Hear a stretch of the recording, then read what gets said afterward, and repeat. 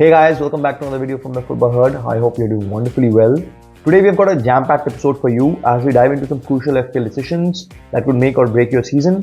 So this is basically the wildcard draft video for GW6, in which we'll tackle a variety of topics like trend or no trend, then the merits of having Wood versus João Pedro versus Solanke, and also ponder whether to go for Raya or Saliba. We'll also explore whether to double up on Arsenal defense or attack, and discuss the best options for cheap defenders, and also we'll take a closer look at Semenyo and Jackson and see how they fit into our plans. So without delaying any further, let's get started. Starting off with our goalkeeper choice, we have Flecken. I generally believe he's the best 4.5 million goalkeeper option available in FPL right now. He's already made a league high saves of 28, putting him ahead of noticeable names like Pope and Raya. And what's more enticing about Flecken is that Flecken has a very favorable run of upcoming games. He faces teams like West Ham, Wolves, Ipswich, United, Fulham and Bournemouth. Now the combination of clean sheets and save points is something we can't overlook. So in my opinion, he's a solid pick for our team. Next up is Trent, who continues to be a hot topic. He's currently the second highest scoring defender and boasts the highest attacking potential in the game. His impressive 2.2 XGI demonstrates just how involved he is in Liverpool's offensive play. While it's truly unbelievable that what he's doing, he's only registered one attacking return in the first 5 games. And we also see him play out of position more often than not, and especially in the second half of the recent matches. And I firmly believe that his form will definitely improve, and having him in this wildcard draft feels like a no-brainer in my opinion. Now the second defender is another no-brainer, that is Gabriel from Arsenal. He's my favorite pick from the defensive lineup, and thanks to his incredible aerial threat, we even caught a glimpse of what he can do in the City game. He has scored back-to-back header goals, and those were Saka assists. And statistically speaking, he's up there with the best defenders, and we all know how much potent Arsenal is at the back and how important those clean sheets can be, right? So I believe that he's also someone who is nailed in my team. So he's my second pick in wildcard. Now the third pick among the defenders is none other than Robinson, who is the best 4.5 million option. And when we look at other factors like expected minutes, then attacking potential, and the clearance block and interception index, which is a very pivotal thing for the bonus points, we are seeing Robinson shine. And in the opening games, he had only one shot and provided 5 key passes, which were quite impressive for a defender at his price. Now, when we talk about his price point, other players like Mazraoui, Ola Aina, Luka Dean have their own issues, I believe, either with the fitness or lack of attacking threat, and also with the kind of minutes that they have. Because when we talk about certain assets like Mazraoui, we'll see that Luke Shaw is fit. Now coming to the midfielders, shifting focus to them, let's start with Saka, right? So he's been nothing short of phenomenal, being one of the only players alongside Haaland to return in every single game so far this season. Saka has managed to contribute an assist each game, and he also probably ranks among the midfielders, second among the midfielders for big chances created for 90. It is somewhat around 1.2, and he's averaging 2.3 shots every 90 minutes inside the box, and which also places him high on the overall XGI list. While most of the returns have come from assists, I believe that his consistency and central role in Arsenal's attack makes him a must-have. Now coming to the next midfielder, that is none other than the Egyptian king himself, Mohamed Salah. He's the only nailed-on attacker from Liverpool and currently holds the best XGI after Maddison. Now, Salah is also the second highest scorer among midfielders, just after Luiz.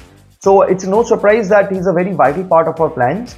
Although Liverpool's upcoming fixtures against Arsenal, Chelsea and Villa look challenging, I'm still confident in Salah's ability to deliver the points. Now, Mohamed Salah is such an important figure, I'll discuss later in the video, that having Salah and not having Salah can completely change your team. So I'll present a second draft which will not have Salah. So make sure you watch the video till the end. I'll present a draft in which there will be no Mohamed Salah.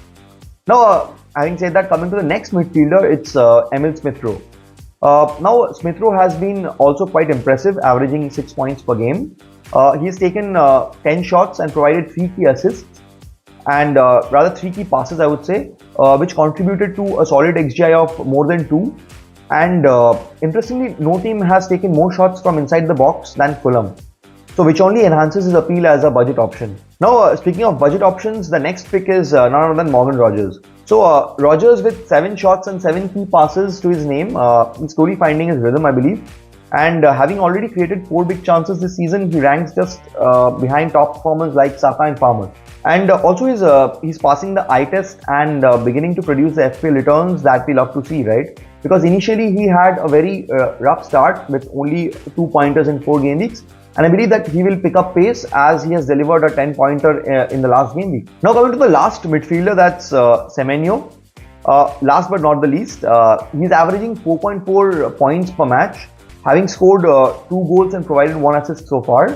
So what's more impressive about Semenyo is he's leading the way for shots among midfielders with a total of 24, right? His joint top XGI of 3 among midfielders priced under 7.5 million makes him a tempting option. And especially with Bournemouth set to face 2 promoted sides in the next 2 games, he's a very enticing pick for Game Week 6 and 7. And I know many of you are in a dilemma of selecting either Semenyo or Emil Smith-Rowe. I'll present a second draft where we'll have only one of them and not both of them. Now, speaking of the midfield, that completes the midfield. Now coming to the forwards, the first forward pick is Nicholas Jackson.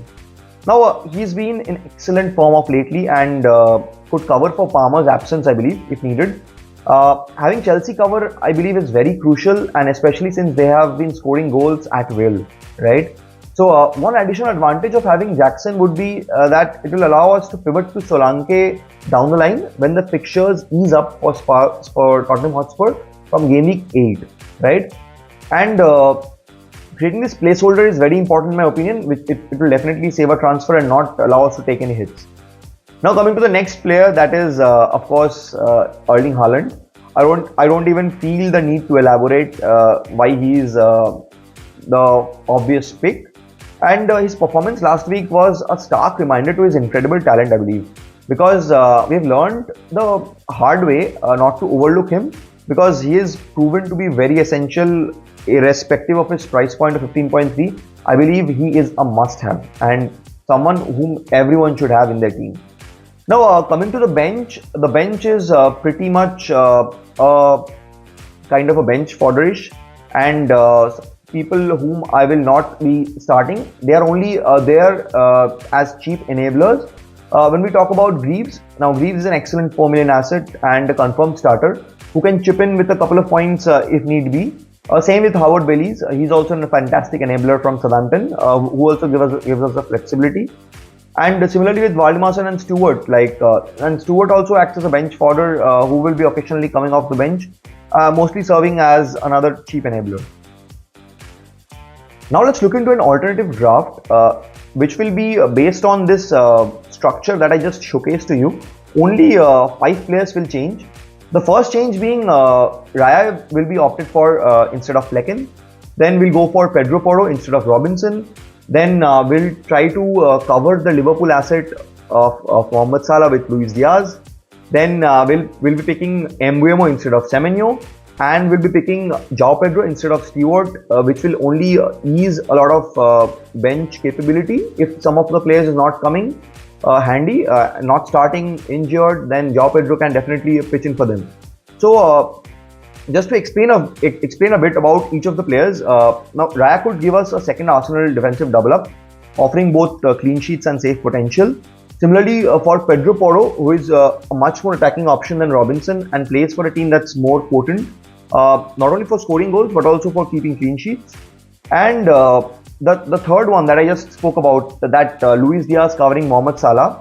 Now Diaz is in great form, and although he is a frequent substitution in the 70th minute, but I believe that if Luis Diaz somewhat covers Salah, then the kind of fund allocation that we can do to the entire team is immaculate. And coming to MBMO, despite Visa's absence, I believe Brentford's talisman with a strong XGI is another must-have if you want to have any Brentford cover. And finally, just like I mentioned, João Pedro will be back soon, providing excellent value for Brighton. And that wraps up our wildcard draft analysis. I'd love to hear your thoughts in the comments below. So what's your team looking like for this game week? And if you have any questions, please do comment below. I'll be very happy to help you. And don't forget to like, subscribe and hit the notification bell for more FPL content. And until next time, keep your heads in the game and good luck for GW6.